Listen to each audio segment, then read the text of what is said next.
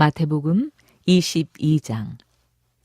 예수께서 다시 비유로 대답하여 이르시되 천국은 마치 자기 아들을 위하여 혼인잔치를 베푼 어떤 임금과 같으니 그 종들을 보내어 그 청한 사람들을 혼인잔치에 오라 하였더니 오기를 싫어하거늘 다시 다른 종들을 보내며 이르되 청한 사람들에게 이르기를 내가 오찬을 준비하되 나의 소와 살찐 짐승을 잡고 모든 것을 갖추었으니 혼인잔치에 오소서 하라 하였더니 그들이 돌아보지도 않고 한 사람은 자기 밭으로 한 사람은 자기 사업하러 가고 그 남은 자들은 종들을 잡아 모욕하고 죽이니 임금이 노하여 군대를 보내어 그 살인한 자들을 진멸하고 그 동네를 불사르고 이에 종들에게 이르되 혼인잔치는 준비되었으나 청한 사람들은 합당하지 아니하니 네거리 길에 가서 사람을 만나는 대로 혼인잔치에 청하여 오라 한대.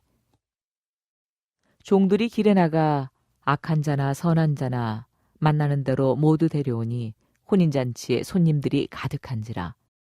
임금이 손님들을 보러 들어올세 거기서 예복을 입지 않은 한 사람을 보고 이르되 친구여 어찌하여 예복을 입지 않고 여기 들어왔느냐 하니 그가 아무 말도 못하거늘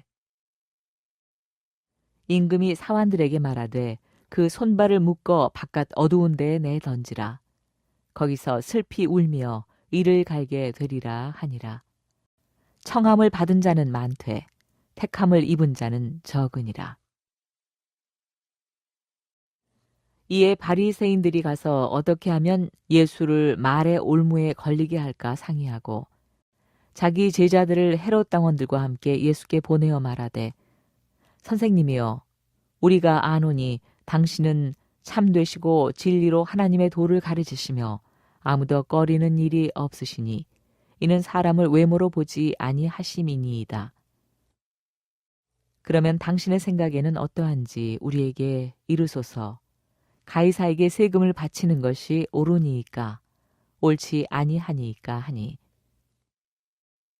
예수께서 그들의 악함을 아시고 이르시되 외식하는 자들아 어찌하여 나를 시험하느냐 세금 낼 돈을 내게 보이라 하시니 데나리온 하나를 가져왔거늘 예수께서 말씀하시되 이 형상과 이 글이 누구의 것이냐 이르되 가이사의 것이니이다. 이에 이르시되 그런즉 가이사의 것은 가이사에게 하나님의 것은 하나님께 바치라 하시니 그들이 이 말씀을 듣고 놀랍게 여겨 예수를 떠나가니라. 부활이 없다 하는 사두개인들이 그날 예수께 와서 물어 이르되 선생님이여 모세가 일렀으되 사람이 만일 자식이 없이 죽으면 그 동생이 그 아내에게 장가들어 형을 위하여 상속자를 세울지니라 하였나이다. 우리 중에 칠형제가 있었는데 마지가 장가들었다가 죽어 상속자가 없으므로 그 아내를 그 동생에게 물려주고 그 둘째와 셋째로 일곱째까지 그렇게 하다가 최후에 그 여자도 죽었나이다. 그런즉 그들이 다 그를 취하였으니 부활 때에 일곱 중에 누구의 아내가 되리이까? 예수께서 대답하여 이르시되 너희가 성경도 하나님의 능력도 알지 못하는 고로 오해하였도다. 부활 때에는 장가도 아니가고 시집도 아니가고 하늘에 있는 천사들과 같으니라. 죽은 자의 부활을 논할진대 하나님이 너희에게 말씀하신 바 나는 아브라함의 하나님이요 이삭의 하나님이요 야곱의 하나님이로라 하신 것을 읽어보지 못하였느냐. 하나님은 죽은 자의 하나님이 아니요 살아있는 자의 하나님이시니라 하시니 무리가 듣고 그 가르치심에 놀라더라. 예수께서 사두개인들로 대답할 수 없게 하셨다 함을 바리새인들이 듣고 모였는데 그 중에 한 율법사가 예수를 시험하여 묻되 선생님 율법 중에서 어느 계명이 크니이까? 예수께서 이르시되 내 마음을 다하고 목숨을 다하고 뜻을 다하여 주 너의 하나님을 사랑하라 하셨으니 이것이 크고 첫째 되는 계명이요 둘째도 그와 같으니 내 이웃을 네 자신같이 사랑하라 하셨으니 이 두 계명이 온 율법과 선지자의 강령이니라. 바리새인들이 모였을 때 예수께서 그들에게 물으시되 너희는 그리스도에 대하여 어떻게 생각하느냐? 누구의 자손이냐? 대답하되 다윗의 자손이니이다. 이르시되 그러면 다윗이 성령이 감동되어 어찌 그리스도를 주라 칭하여 말하되 주께서 내 주께 이르시되 내가 네 원수를 네 발 아래 둘 때까지 내 우편에 앉아 있으라 하셨도다 하였느냐? 다윗이 그리스도를 주라 칭하였은즉 어찌 그의 자손이 되겠느냐 하시니 한마디도 능히 대답하는 자가 없고 그날부터 감히 그에게 묻는 자도 없더라. 오늘은 하나님 나라로 가는 길이라는 제목으로 함께 말씀을 나누고자 합니다. 우리가 함께 마태복음을 묵상하면서 유대인들이 우리가 하나님 나라를 생각하고 있는 그 하나님의 나라가 예수님이 말씀하시는 하나님의 나라인가? 우리가 꿈꾸는 하나님의 나라가 예수님이 말씀하시는 그러한 하나님의 나라인가를 다시 한번 생각하게 됩니다. 예수님께서는 오늘 하나님의 나라에 대해서 그 나라가 어떤 나라인가를 성경 곳곳마다 계시하고 있습니다. 첫 번째 이야기가 혼인잔치를 준비한 왕의 이야기를 들려주고 있습니다. 혼인잔치는 2절을 보면 아들을 위하여 베푼 잔치이다. 예수 그리스도로 인하여 베푼 잔치라는 것을 말해주고 있습니다. 구원의 잔치이지요. 그 혼인잔치에, 하나님의 잔치에 누가 들어오고 누가 참여할 수 있는가? 세 부류가 있다는 것을 말씀해 주고 있습니다. 어떤 사람은 아예 거절합니다. 그 이유는 자기 밭이나 장사 때문에, 그것이 목적이기 때문에 오지 않습니다.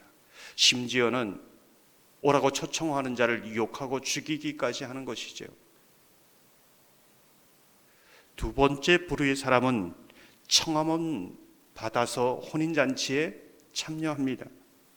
그런데 예복을 입지 않아서 쫓겨나는 것이지요. 청함은 받았는데 택함을 받지 못한 사람입니다. 세 번째 사람은 청함을 받고 혼인잔치에 참석하여 그 아들과 함께 영원히 그 즐거움에 참여하는 자이다. 무슨 뜻일까요? 지금 예수 그리스도를 따르는 저와 여러분 모습 속에 이 세 부류가 있다는 것입니다. 첫 번째 교회 안에 있다는 것은 첫 번째 부류는 아닐 것입니다. 그러면 두 번째, 세 번째에 속한다는 것을 말해주고 있는 것이지요. 근데 오늘 말씀처럼 교회 안에 많은 분들이 있는데 청함은 받았는데 택함 받는 자가 너무나 적다. 성경은 이것을 말해주고 있습니다. 교회 안에 있다고 모든 사람들이 구원받는 것이 아니다. 이제 이 얘기지요.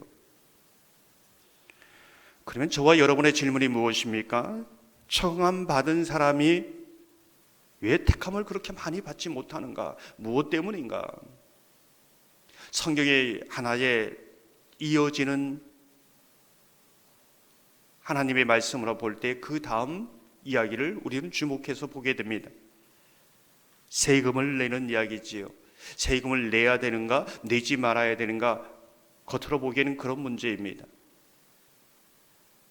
세금 문제가 아니라 나는 누구의 것으로 사는가, 정말 나는 누구의 것인가, 내 주인은 누구인가, 나는 누구의 형상을 가지고 누구를 닮고자 하는가, 누구의 영광을 위하여 살아가는가, 누구의 권세의 복 아래서 살아가는가, 무엇이 가장 나에게 힘이 있다고 생각하는가. 이게 바로 이 세금의 문제입니다. 많은 사람들은 청함을 받았다고 하고 하나님을 안다고 하지만은 가이사의 권세 아래, 복종 아래 그 눈치를 보면서 살아갑니다. 하나님의 자녀들은 하나님의 형상을 가진 자요, 하나님을 닮아가는 자요, 하나님을 두려워하고 예배하며 복종하는 자다. 이런 자가 청함을 받고 택함을 받은 영원한 하나님의 기쁨에 날아가는 것이다. 이것을 말해주는 것이죠. 최고의 권력자, 힘을 가이사가 가지고 있지만 그도 하나님의 권세 아래 있다는 것을 믿는가? 누구를 두려워하는가? 누구에게 복종하는가?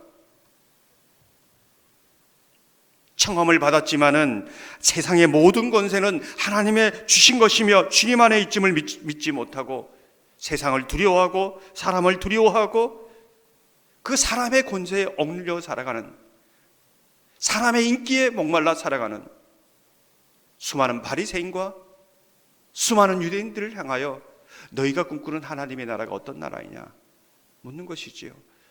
정말 여러분이 청함을 받고 택함을 받은 사람입니까?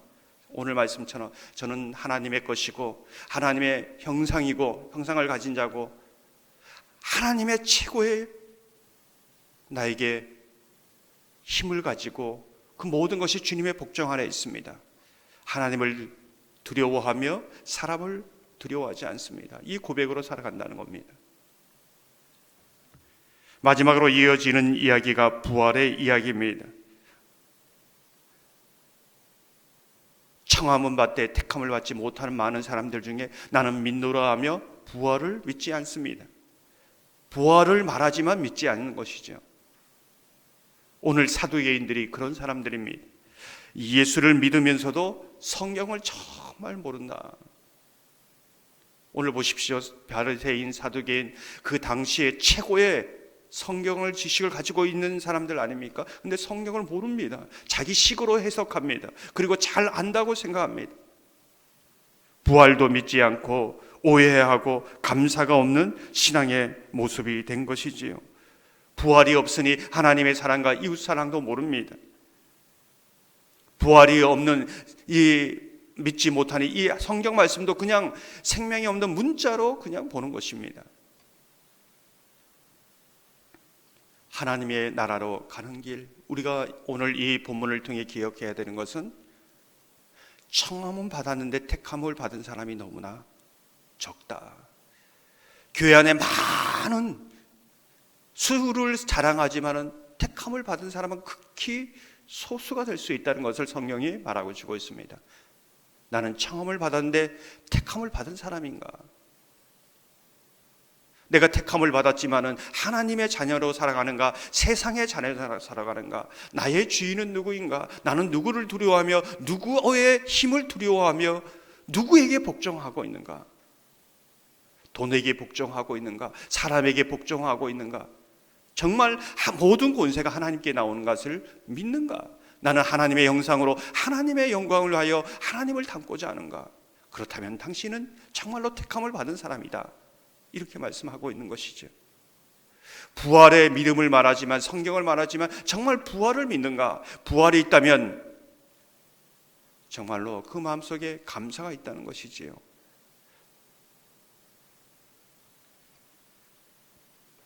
부활이 있다면은 이 세상 속에서 이 땅을 위하여 살아가지 않고 하나님의 나라를 위하여 살아가는 삶으로 나아간다는 것입니다.